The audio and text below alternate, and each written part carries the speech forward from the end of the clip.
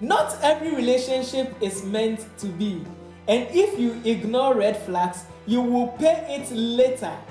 Let's look at what to watch for in a relationship. Red flag number 1, lack of respect, constant criticism, dismissing your feelings. Red flag number 2, an unbeliever. Do not be equally yoked. Bad companies corrupt good manners. Red flag 3, manipulation and control. Extreme jealousy, making you feel guilty for having boundaries. Poor communication, silent treatment, avoiding difficult conversation. Repeated lies and dishonesty. Trust is the foundation of love.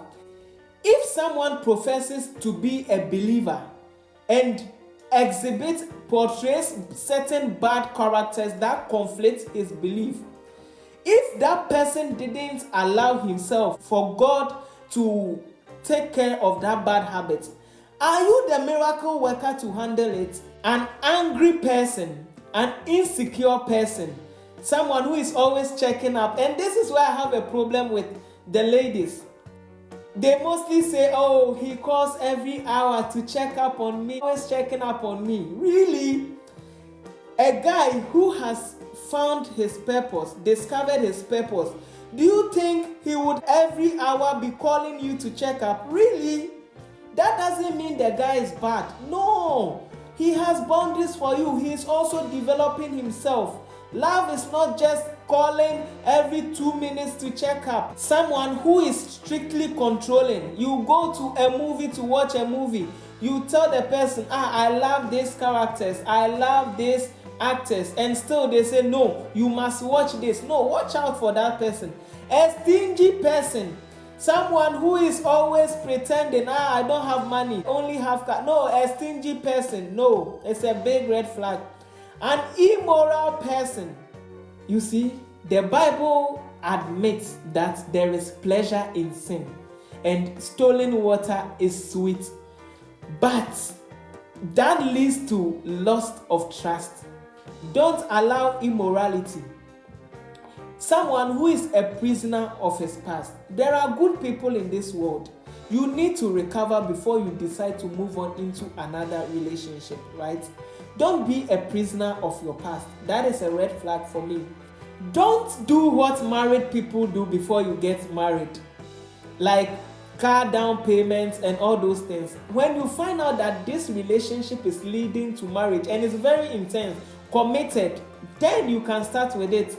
Any relationship that robs you of your individuality, it's a bondage. So don't talk to this guy, don't speak with this lady. No, it's a bondage. They are insecure people. Let them deal with their insecurity.